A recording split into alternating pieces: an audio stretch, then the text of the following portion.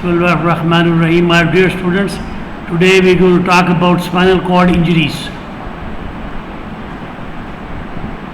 Outlines is your introduction, definition of spinal cord injuries, anatomy and physiology, mechanism of injury, classifications, clinical manifestations, management and rehabilitation.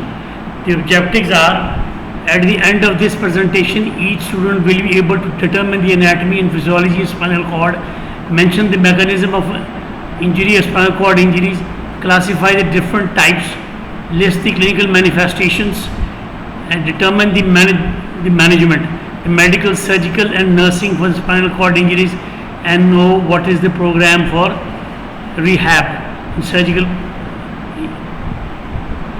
cord injuries. The spinal cord is a collection of nerves that travels from bottom of the brain down your back. There are 31 pairs of nerves that leave the spinal cord and go to arms, legs, chest and abdomen. These nerves allow your brain to give commands to your muscles and cause movements of arms and legs.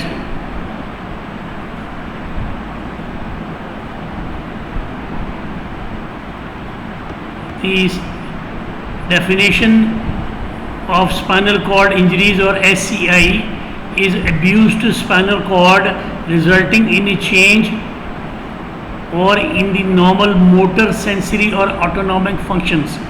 This change is either temporary or permanent. This is the anatomy. I don't have to go through it, but just to summarize, the 33 vertebrae, 7 cervical, 12 thoracic, 5 lumbar, 5 sacrum fused and 4 coccyx fused. The spinal cord lies in the spinal canal. Spinal nerve roots pass out through the vertebral column. Right. This is what a spinal column looks like. Each vertebra consists of a solid body. This one, posterior and anterior arches. Right, this is the posterior arch, this is the anterior arch. Posterior spinous processes and transverse processes in the case of some vertebrae.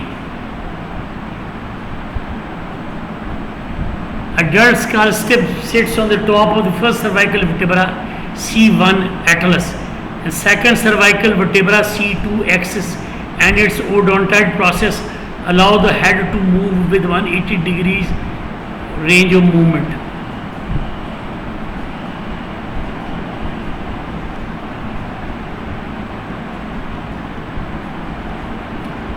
The spinal cord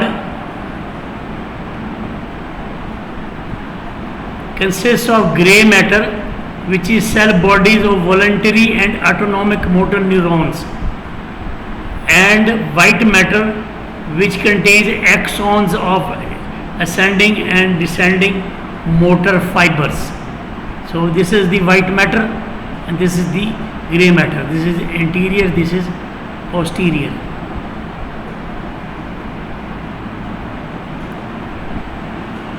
Right.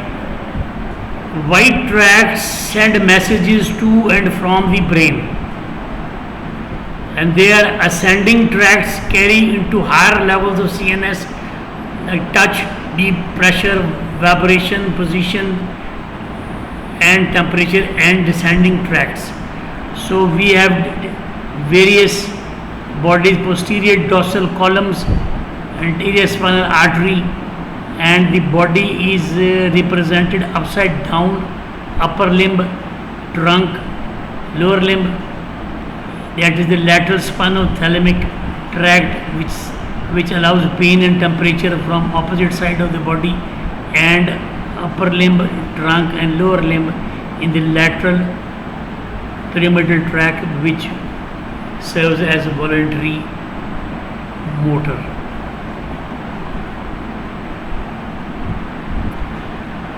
So segmental spinal cord levels and motor function: C1 and 6 allows neck flexors, C1 T1 allow neck extensors, C3 4 5 supply diaphragm, mostly C4, C5 6 shoulder movement, raise arm, deltoid or flexion of elbow, biceps, C6 externally rotates the arm or supinates. C8, C7 extends elbow and wrist, triceps and wrist extensors and pronates the wrist.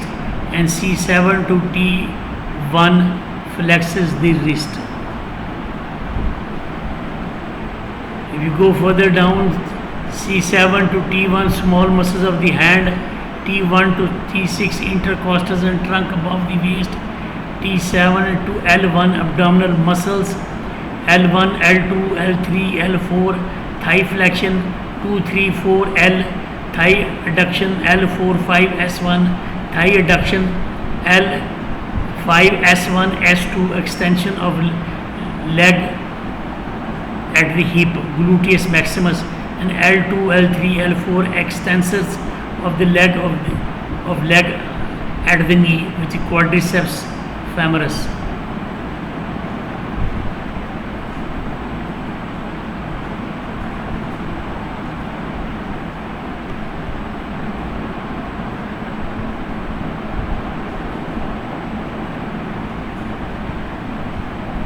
L4, 5 S1, S2 flexion of leg at knee, hamstrings, L4, 5 S1 dorsiflexion of foot, tibialis anterior, L4, L5 S1 extension of toes, L5 S1 S2 plantar flexion of foot, L5 S1 S2 flexion of toes.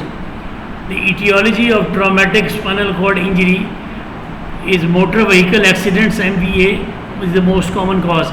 Other are falls, violence and sport injuries, and this spinal cord injury typically occurs from indirect injury from vertebral bodies compressing the cord, and is frequently occurs with head injuries, and cord injury may be caused by direct trauma from knives and bullets. 78% of people of SCI are male, typically young men 16 to 30 years. Number of older adults rising more than 61 years, greater than 61, greater complications, life expectancy 5 years or less than same age without injury, and 90% go home. This is a diagram showing spine and spinal nerves. I just go through them and remember them, and this is another picture to show the same, which will also show ganglion as well. Right, the mechanism of injuries here is hyperextension, the head is forced back, this one. Hyperflexion, the head is forced forwards. The middle one, axial loading, a severe blow to the top of the head.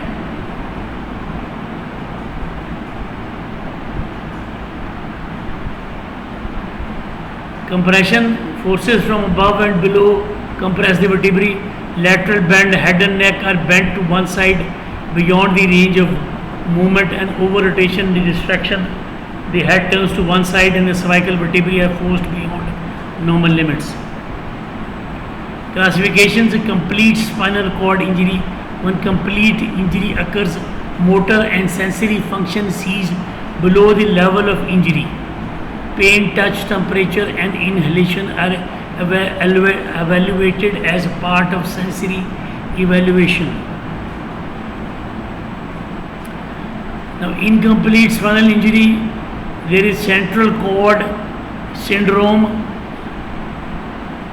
This one, characteristically, there is motor deficit in the upper extremities compared to lower extremities. Sensory loss varies but is more pronounced in the upper extremities. Bowel bladder dysfunction is variable or function may be completely preserved. The cause is injury or edema of central cord, usually of the cervical area.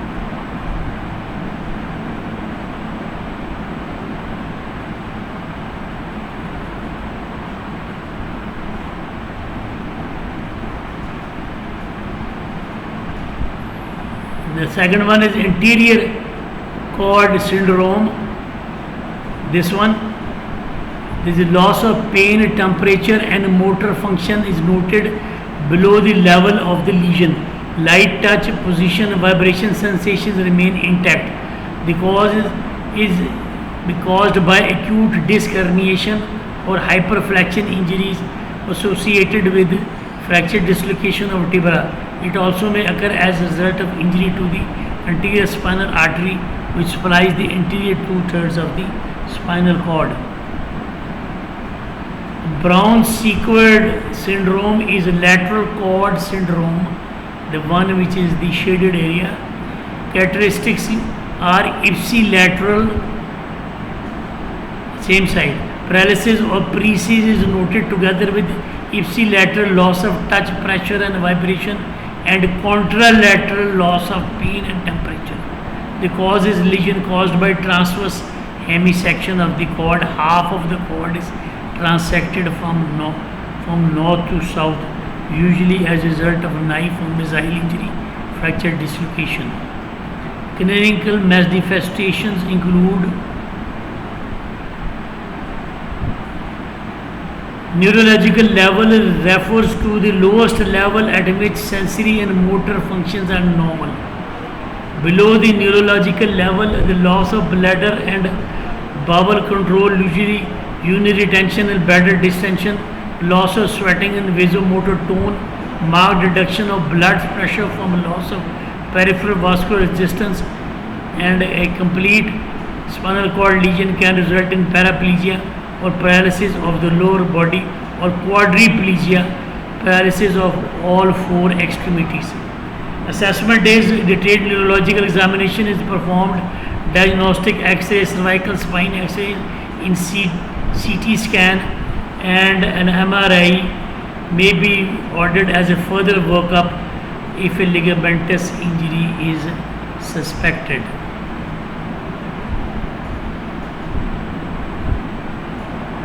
Management includes emergency management, a rapid assessment, immobilization, extrication, stabilization or control of life-threatening injuries, and transportation to the most appropriate medical facility.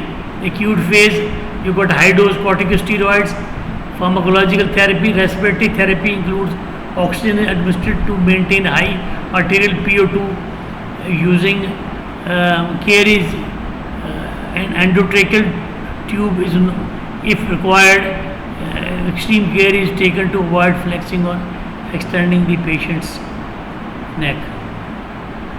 Surgery, depending on the circumstances, when surgery is required, it may be performed within 8 hours following injury. Surgery may be considered if the spinal cord is compressed and when the spine requires stabilization. Surgeon decides the procedure that will provide greatest benefit to the patient. Within 12 to 24 hours, early surgery is done with all the body systems are stable for evidence of cord compression, progressive neurological deficit, compound fracture of vertebra, penetrating wounds of spinal cord, and bony fragments of the spinal canal.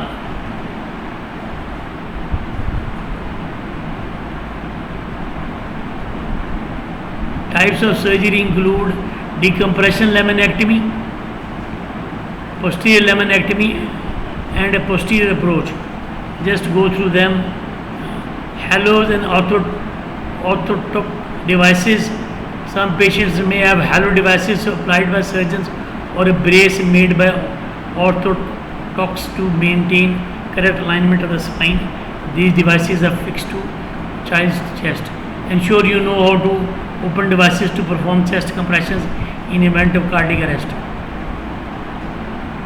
This is how a halo looks, skeletal fracture reduction and action. This is how a cervical neck contraction, and cones or calipers and Gardner tongs. There are various. This is a collar, Philadelphia collar, or a halo vest on your right. Complications are a urinary tract infection, urinary incontinence, bowel incontinence, pressure sores, infection in the lungs, pneumonia, blood clots, muscle spasms, and chronic pain.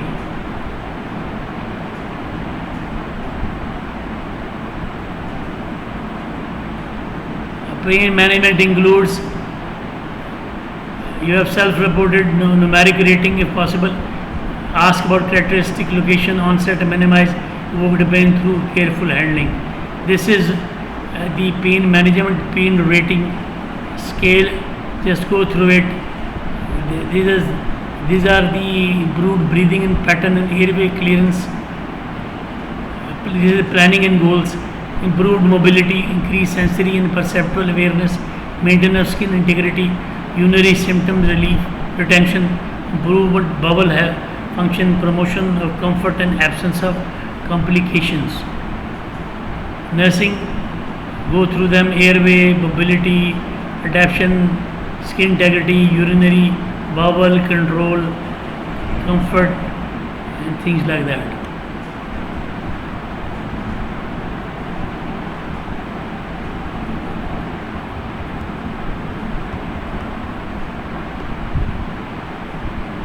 These are the rehabilitation. Just go through them one by one. They may be required when you go into active practice. Otherwise, this is a domain of a physiotherapist and a neurosurgeon. Just go through them once, and thank you very much in the end.